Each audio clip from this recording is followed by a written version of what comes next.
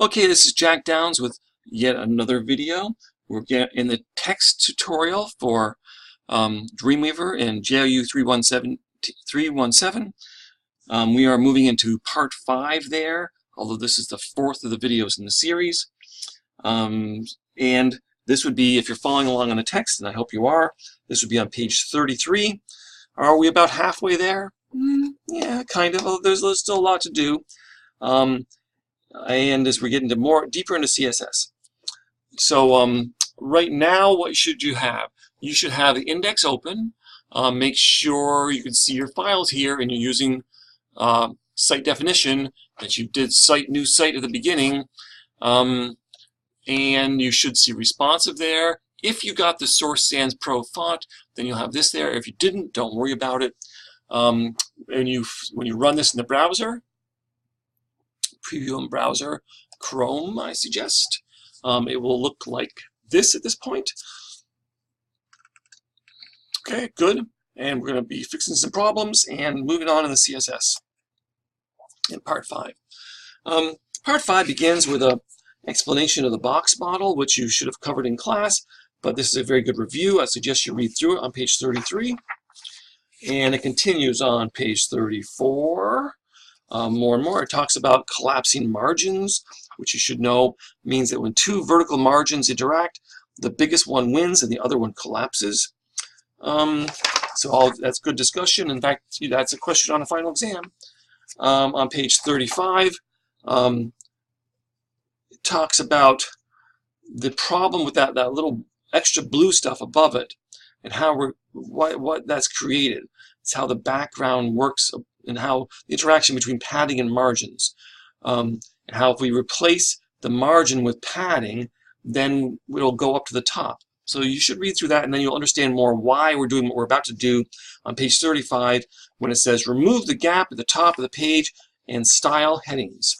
To solve this problem, the gap at the top of the page, you need to replace the top margin of the main heading with the equivalent amount of padding. At the same time, you'll style the other headings. So what are we going to do? Well, here we are in the CSS Designer. Okay, good. And we still are keeping ourselves in the live view. I mean, the split is okay, but in the live view, we'll see things happen a little better. And we still want source code selected, and we still want all here. I think we're not going to have the show set. It's not checked now. No, it's not checked on. We don't need show set checked. We definitely want responsive CSS still selected here. We're not using app media. And the selectors, we're going to go to the, we're going to have to select the main, well, we're going to do something to do with the headings. So how are we going to get the headings over here in the selector thing? Well, one thing we can do is we can click in, just click into the, or select like this, the H1, right? And now we're going to make a new selector.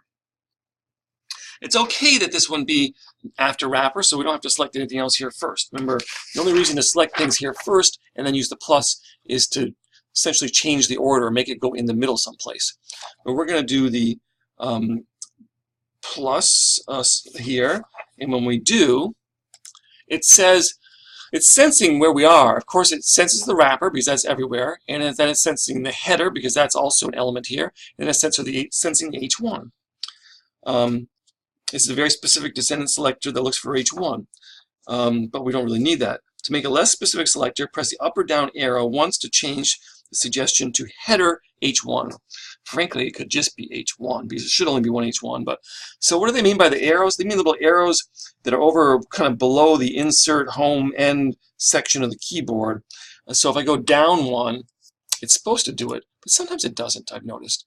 I can just go in here and delete it with the delete key. Or I could just go in here and type. The thing I want to get, though, is header H1. Actually, no, they explain even that's too specific. So I could go down again. I could go up an arrow, up an arrow. That's what I could have done. I could go down arrows, up arrows, make it less specific. Down arrows, make it up more specific. Or I can just type, or I can just go in there and delete things. So one way or the other, you just want to get the H1 there. Would it have been easier just to type the H1? Probably. But anyway, I just wanted you to see that way that works. The arrows can affect things if you put your cursor in the right place first. and you got some of what you want. So we just want the H1. But do we really? No, we're going to do something that applies to the H1 and the H2. So of course we're going to do a comma, and we're just going to type H2. Okay, good.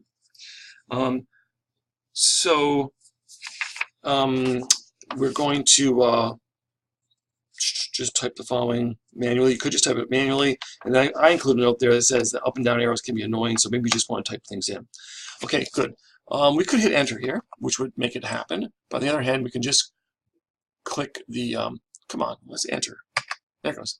Hit enter here, which makes it happen and selects it. And now we're going into the type. Oh, that's right. I had to hit enter twice, didn't I? That was the thing. Yeah. Okay. Hit the type icon at the top of the properties pane and set the following text properties for the new selector. Okay, so in type, we're going to do a color. Of course, right here we can click in undefined, and it's going to be hashtag 1E. Make the undo cap lock 1E 1E. Okay, good. And we're going to set the properties for this. Yeah, we're going to set the font style to normal. So I can click on font style, which is normal. You choose normal, which is fine. And we're going to set the font weight to 400. Font weight to 400. Good. So that is a 1E, 1E, 1E, which is, again, blackish. The headings are now darker gray than the main text, and they are no longer bold. Okay, and that should have happened here. Now we're going to continue along. With the H1, H2 selector still selected, click the plus button on the selectors pane and press the up arrow to get just, they want us to just get the H1 this time. So we're going to make another rule just for H1. We're going to go plus, and I could do the arrows, up arrows. I could just type in here H1. I enter once. It's selected. Now I'm going to, why did it happen just once this time? I don't know. Anyway, I want the H1 selected, and now I'm going to apply some rules to that. We are on page 36. Then H1, this is create a selector for H1. Click the icon to skip to the layout section. Good, layout section. Layout section, okay. And set the following properties. Margin top. We're going to do this in this visual margins box, which is a pretty neat thing. We're going to do 0 at the top and the bottom. 0px, actually.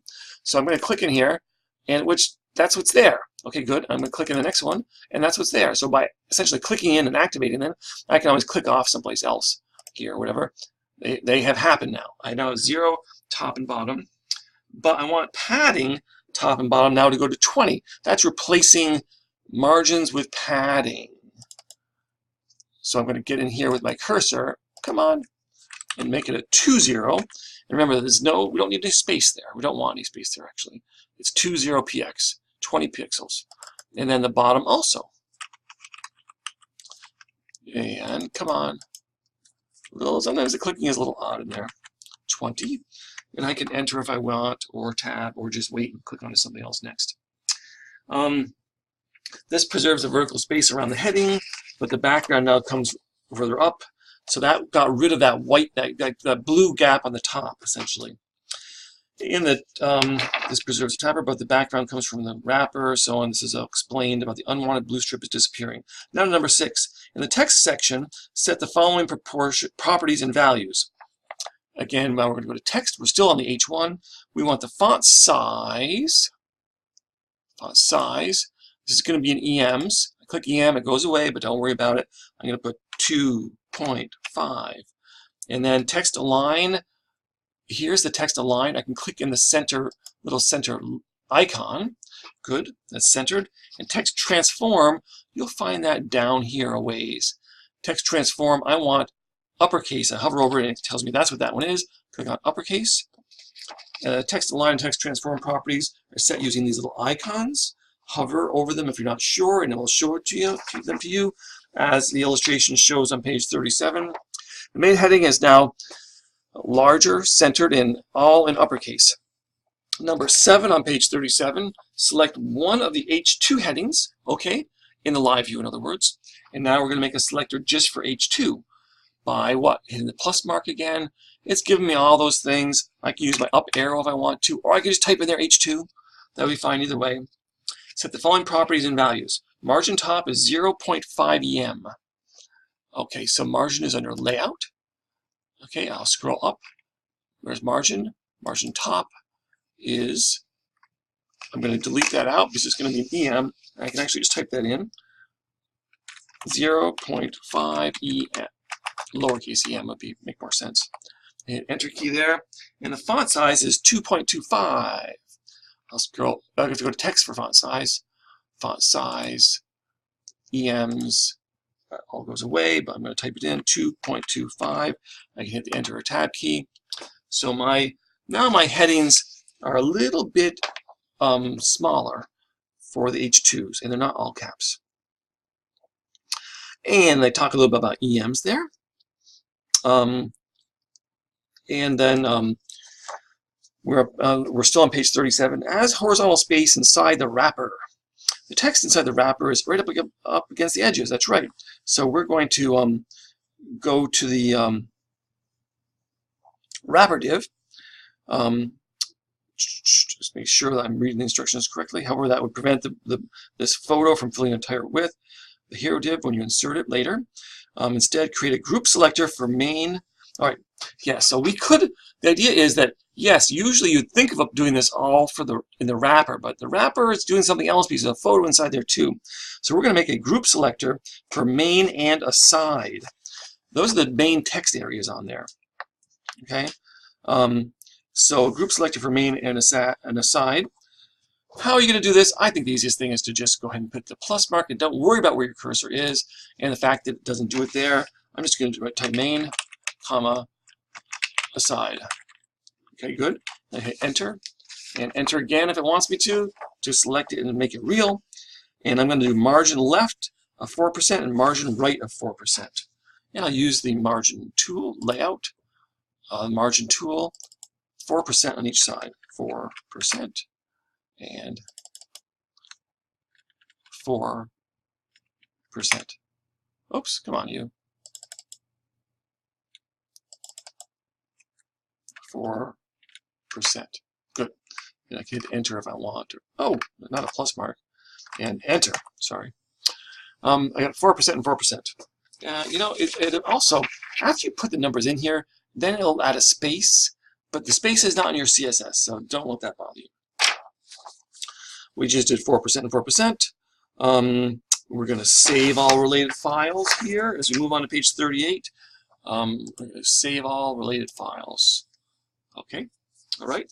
We're going to insert an image with a caption. Now, finally, images. It's only taken us till page 38 to get there.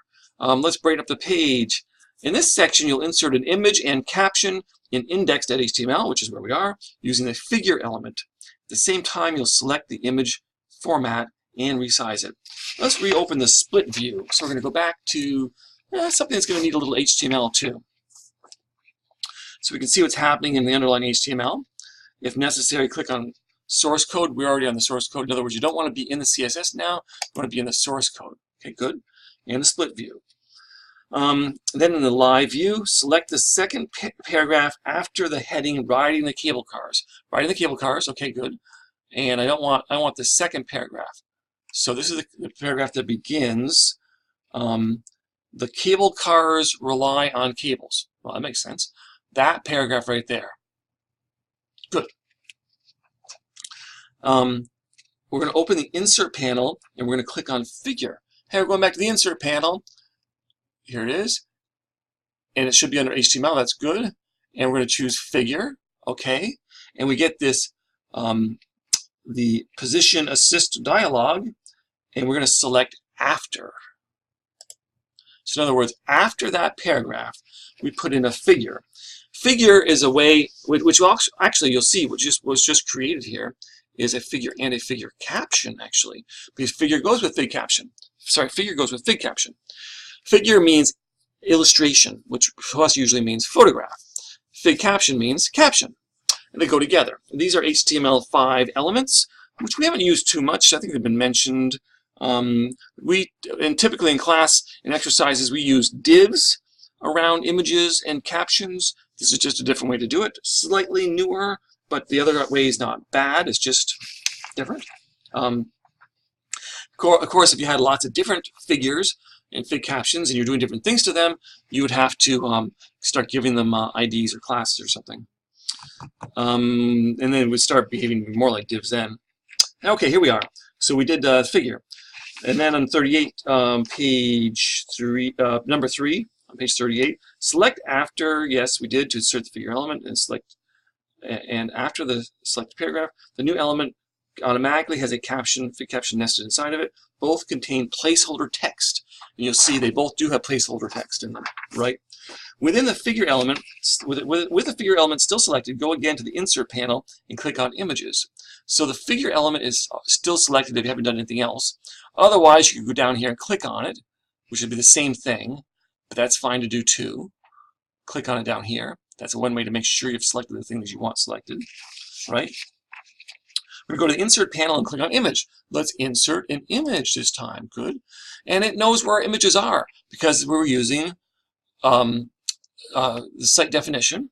We are going to, dialog box asks you to choose the file, but we should automatically know where it is. It does. If you did this right. If not, you have to go find the file. We're going to choose cable car 1. We could double click on it or select it and say OK. It's the same thing. It puts the image in for us. Good. The image is inserted inside the figure element, and Dreamweaver automatically sets the width and height of the underlying HTML. And you'll see it did that. It sensed the width and height of the image and stuck them in there. It also put a place for alt text too. So it does that automatically, which is nice. It automatically had the width and height put in there, except we want this to be a responsive layout where the images will flex. So therefore, we don't want width and height in there. So we're going to have to remove it, actually. Okay. With the image still selected, and it is selected right now, or I could click on image, which already is selected there, one way or the other. Click the hamburger icon. Hey, I bet you that's the first time you've seen that. You getting hungry? No, the hamburger icon is these 3 lines. The hamburger icon is on an element display thing here, and we click on that. Okay. It shows us the information about that thing, and this is where we can within click on the hamburger icon, and to bring up the quick property inspector, that's what just happened. Delete the values in the width and height fields and click away to close the inspector. So we're going to delete this guy, and we're going to delete this guy and click away. Good. But you know what? At that same point, or do we just come in here and do this manually, we could have done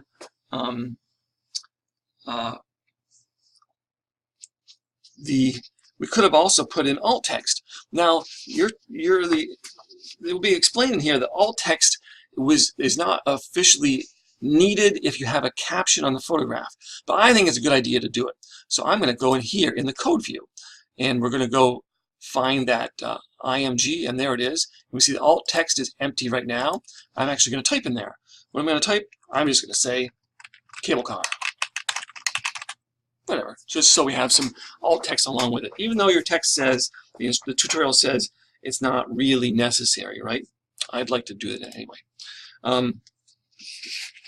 Okay, so double click the image, enter edit mode. It wants us to get rid of the placeholder text for the figure now. Okay, good. In other words, the placeholder text for the figure is this stuff right here.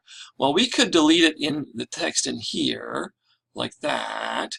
Or, you know what, something strange happened. Look at this. In my code, my IMG is actually outside of the figure, where it's supposed to be inside the figure.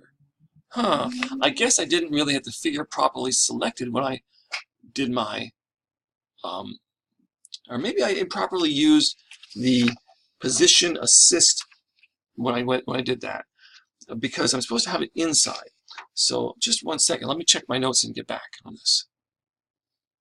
Yes, you probably did it. If you were following along with the instructions, you probably did not make the little mistake I just did. But I'm step back like one step. I'm still on page 39, and I did make the mistake of not reading my own instructions carefully when I was placing that image. The idea was we're going to use the position assist dialog box to nest it. Yes, when we made the figure, we made it after that paragraph. So the figure which carries a fig caption with it is right here. but now with the figure still selected as it is, there it is, it's still selected. When we go to the image, we're going to use this image, and we say OK. We get, I'm not getting my position assist box. That's what's going on. We're supposed to get the nest, and I'm not getting that. If you got it and you were able to choose nest, that's fine. I did not. So I'm going to actually manually go and stick this image inside the figure. And also I'm going to manually, I don't have to do this manually, but since I'm right here, I'm going to get rid of the width and the height. And I'm also going to manually, as I did before, type in my alt text.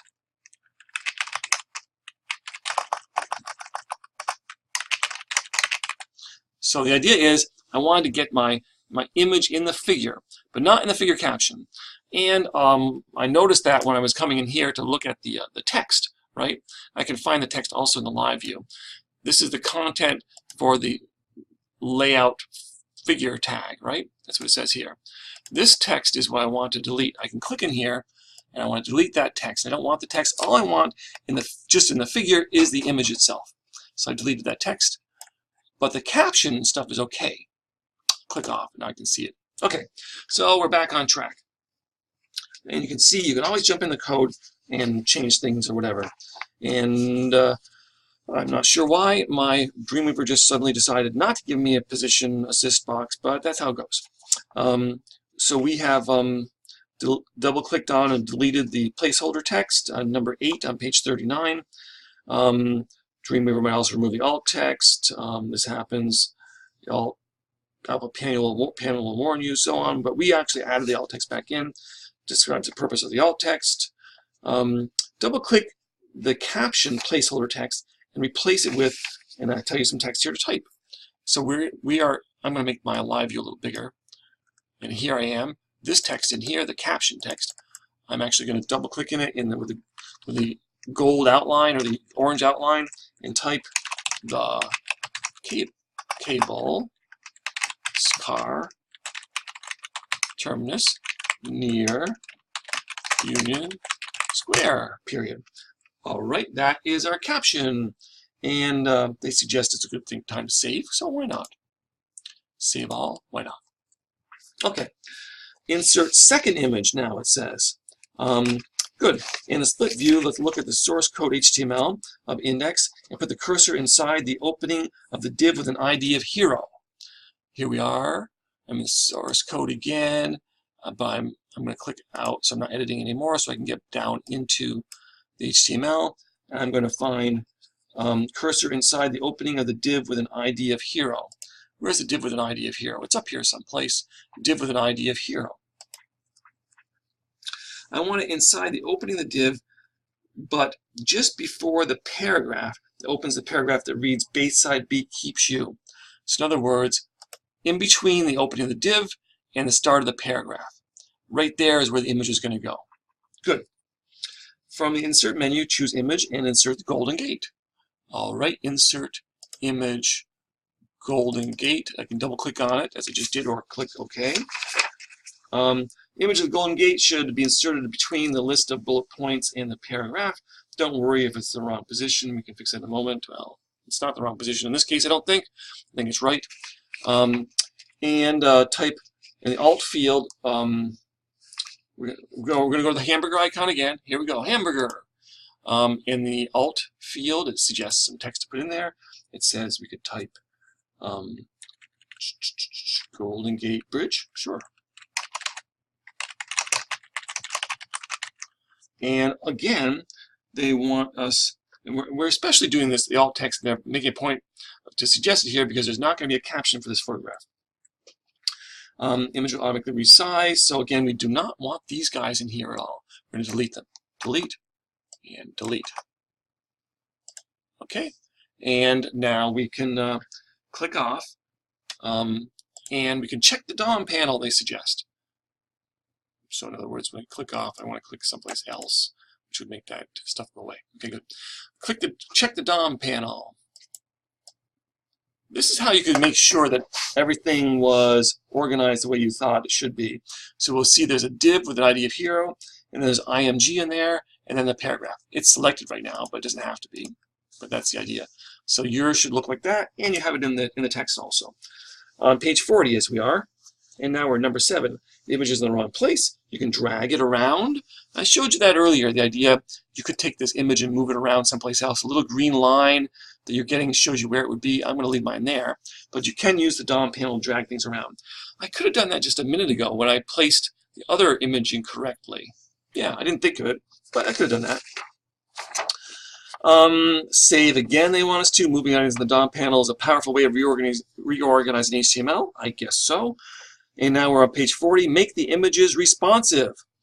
The image of the Golden Gate Bridge is 1,000 pixels wide, and the other images in this site are 400 pixels. Even though you remove the width and the height, the browsers will display images in their natural dimensions unless you use a little CSS magic. Apparently we're doing magic now to make them responsive to the screen space. Reduce the live view window by dragging the live view scrubber to the left. Okay, this is the scrubber right here, this thing. If I hover over it, I don't think it tells me it's the scrubber, but it is.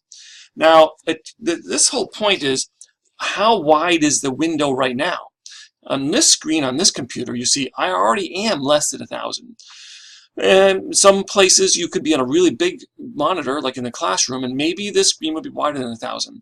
They want you to make it narrow. You know, see what happens when I move this? It starts to tell me how wide this screen is. This will become more important later when we're making certain things happen at certain widths. But right now, it just wants to make sure you are less than 1,000. Okay, mine already is. So I don't have to worry about it. You can make yours narrower if you need to make it less than 1,000. So we did that, or maybe it already was less than 1,000, the scrubber. A horizontal scroll bar appears to the right side. Oh, so in other words, when it is less than 1,000, you get this horizontal scroll bar here, right? Because the whole image won't fit in. And the image is 1,000 wide. That's the point of the thing. And on page 41, you see I put a note about that fact. And then I also labeled the live view scrubber for you there in case you were wondering what that was. With the image of the Golden Gate Bridge selected, okay, I'm just going to click back on the image again, make sure it's selected. I see the IMG is selected there too, so I'm okay. Create a new selector in the CSS Designer. Press up and up arrows once to change the suggested selector to. It's going to be #hero IMG. So I'm going to now get the DOM panel back down below a little bit so I can have more designer space.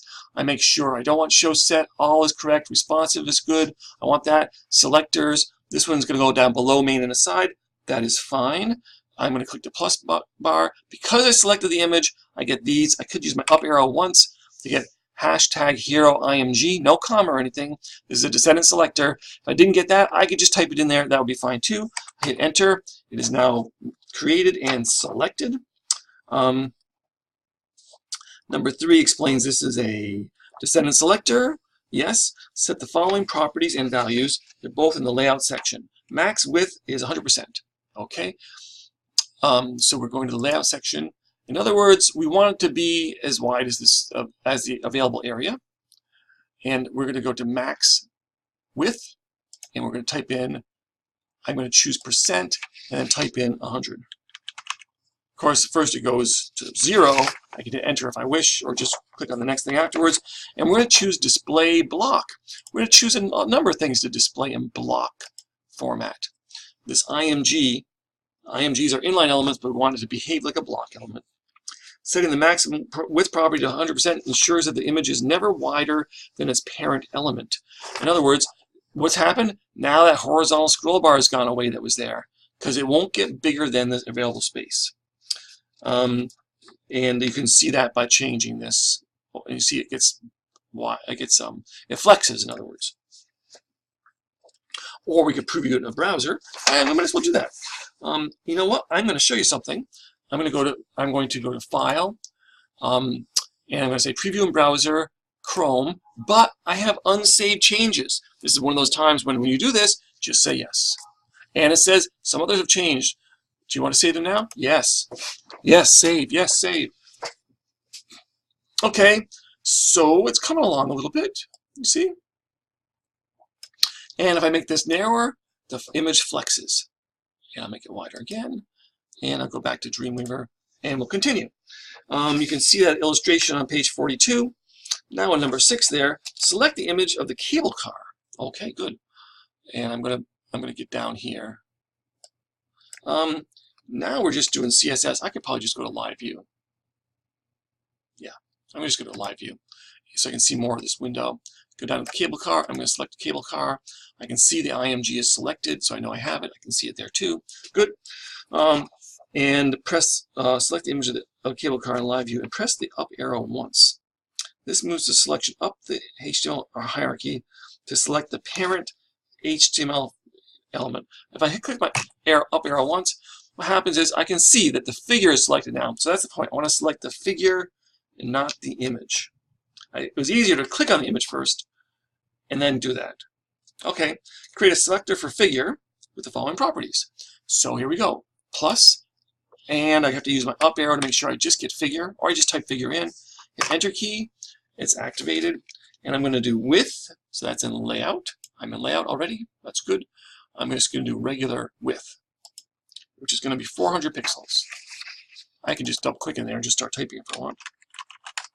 400 pixels, okay. And max width is 92%. Max width.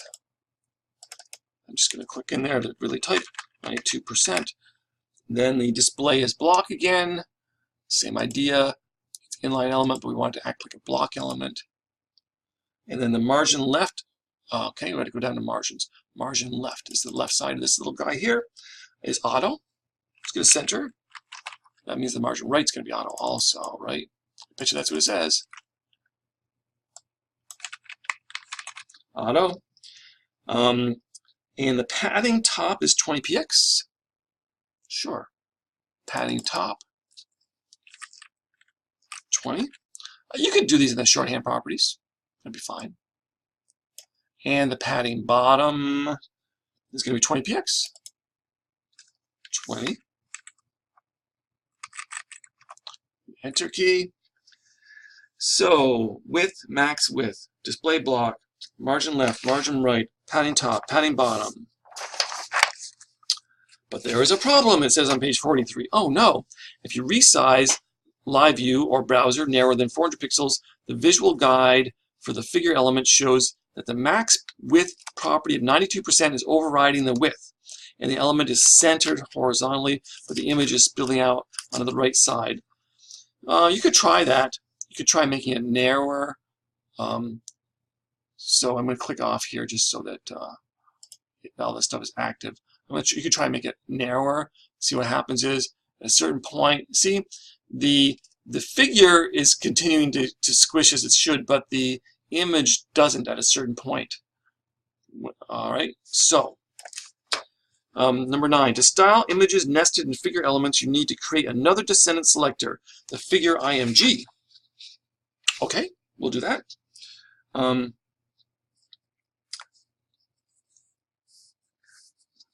Then set the maximum width property to 100%. This prevents the image from spilling out of its parent container. When live view is wider than that, the image is displayed as natural size and is centered horizontally. Figure IMG, max width 100%. So I could click on figure again. That's good. And I could go ahead and go down here like that. That's good. And then I can make a new one. And I want figure IMG. I'm going to have to type that in. I could have found other ways to get that in here automatically, but it doesn't matter. Figure space, remember not comma, IMG. And I can enter, twice in this case, I guess. And we want max width 100%. Max width. There's min width, min height, max width. There it is, 100%. And I hit enter to tab that. Okay, good. While you're working with the figure element, create a selector for fig caption. Sure, why not? I could click in here, and then I could click a new selector, and I could use my up arrows to get fig caption, or I could just type fig caption in, hit enter, it's active, display a block, fig caption. So we are going to go down to display. Oops, sorry, it's up to display. Display block. and margin top 0.5 EM.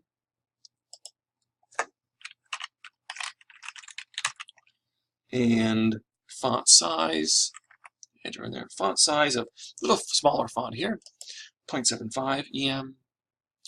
Font size. I'm going to choose EM and then type in 0.75.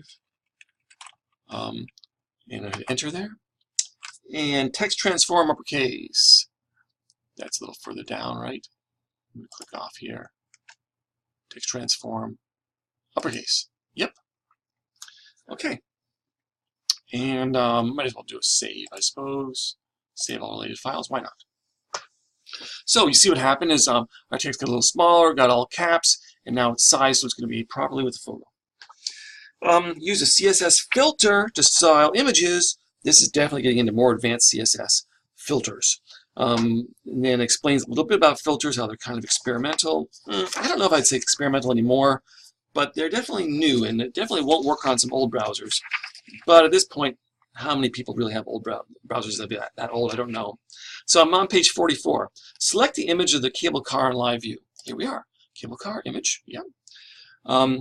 Click the plus button on the IMG element and display type. Just one moment. Okay, here we go. Live view. Click the plus button on the IMG element. Display type dot grayscale.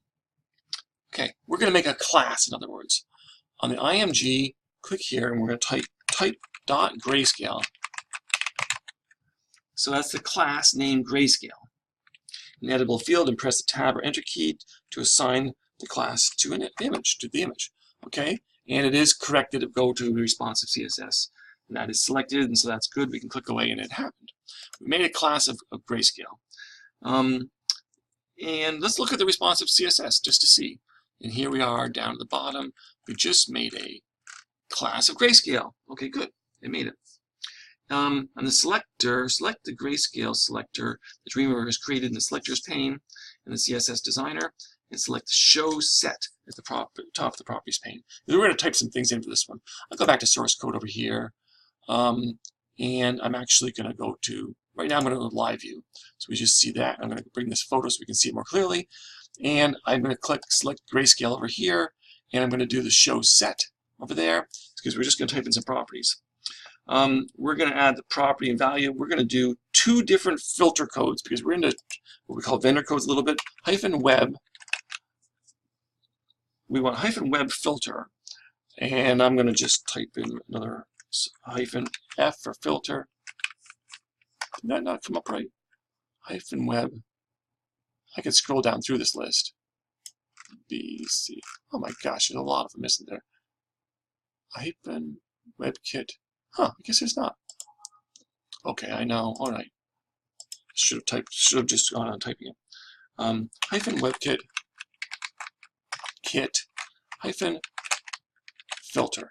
So I found it eventually. I can just go ahead and select it here to be sure it's typed properly, and add the value of grayscale. Sorry, dot grayscale. No, sorry, just grayscale. Grayscale. And in parentheses, we're going to put 100%. And then we click down here to add property again, and it's going to be filter, grayscale. So filter, just plain old filter, select it. Over here, type grayscale, parentheses, 100%. Okay, good. And then we click enter again. So we just did two things. We essentially said, turn the image to grayscale. Look what's happened over in our live view. It turned it to grayscale. Well, why do we want to do that? Because we're going to do another thing with the selectors. In the selectors pane, right-click on the grayscale selector and select duplicate. Duplicate? Yeah, we're going to duplicate this. There it is. We're duplicating grayscale. Dreamweaver creates a copy of the rule. We're going to append a dot hover to that. It's going to be grayscale, colon hover. This is all one word, colon hover. And now you'll see, hit enter to activate. Enter again, actually. Good. Now you'll see you can do hovers. Of course, hovers apply to links, but you can do hovers with other things. These pseudo classes, all we've done so far with them is links, but there's other things you can do with them. You will learn more about pseudo classes in part 6, it says. In the properties panel, double-click on the value of each property and change it to the grayscale now. We want them to be 0%. 0%, and this one, the grayscale, is going to be 0%.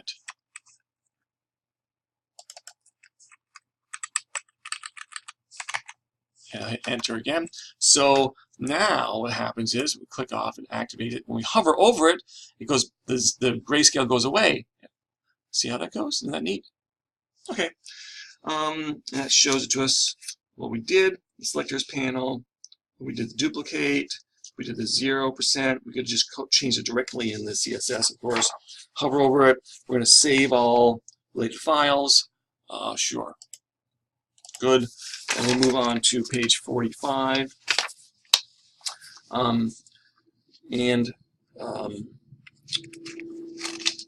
Here we go. In the previous section, you styled the image of the cable car differently from the hero image by assigning it a class. However, it's not always necessary to use a class to style elements differently. The paragraph between the image of the Golden Gate Bridge and the first H2 heading is nested inside the hero div. So it can be styled differently. We have to give it, we're going to use a descendant selector. We're not going to use a class, we're going to use a descendant selector. In live view, select that paragraph immediately under the image of the Golden Gate Bridge. Here we go, let's scroll up. This paragraph right here. Bayside B keeps you informed. Good. They're telling us we want to keep selected style rules together, so we're going to highlight the hero IMG selector. Hero IMG selector. So the next rule is made below it. That makes sense. Good. So we're going to click on the plus button. Of course, Dreamweaver is suggesting lots of things. What we want is just hero P. Hashtag hero P. So I can go up arrow once, or I can just type that in here. I can click enter. It is now selected. Now we have that. We're going to deselect the show set. We've been using that before, but still select and deselect it. Make sure responsive is there. All should be there. That's good. We're going to give the text the color property of. So we're going to go back. We're going to go to text. We're going to go to color. We're going to make sure cap locks are on, just because I like to. And we're going to go hashtag F68979. Did I get that right? F68979. Good. Hit enter. Only the paragraph in the hero div turns this pinkish orange, whatever you want to call it. All the others remain gray. We're going to set the font weight to 600, so it's going to be darker, heavier, in other words, but a specific thing, not just bold. And we're going to change the font size to 1.5 EM. Font size, EM at 1.5. Okay. Convert the text to uppercase. You know how to do that now, right? Uppercase. There we go.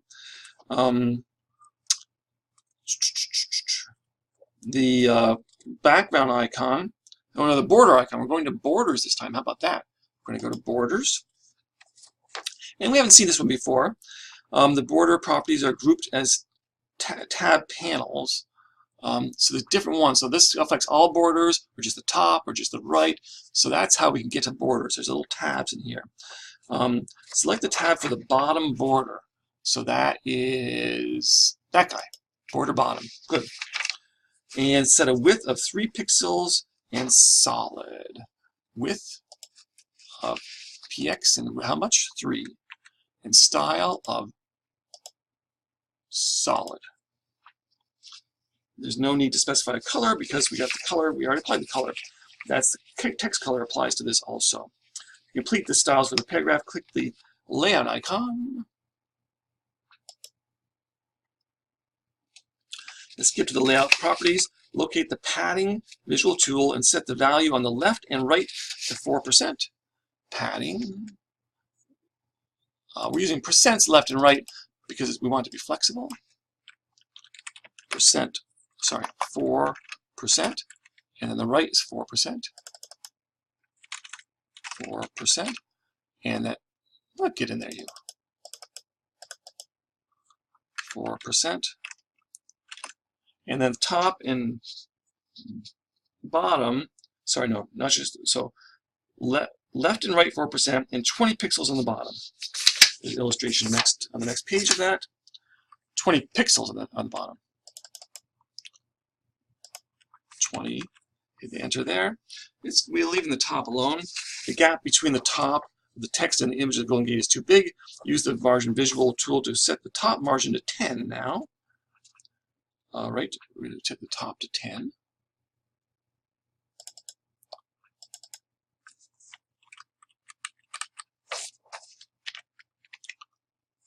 Enter. Okay, good. And we're going to style a footer while we're here. This is the end of this section. Should have enough experience. They trust us to do this on our own. We have to make a footer. Well, we don't have a footer rule yet. I'm going to suggest that it can go at the bottom.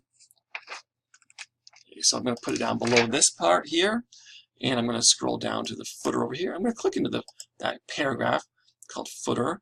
I could select the footer like that. I could make a new rule. I could use my little up button to just get footer in there, which is all I want. Hit the enter key. Now I'm making a footer. Padding top of 20px.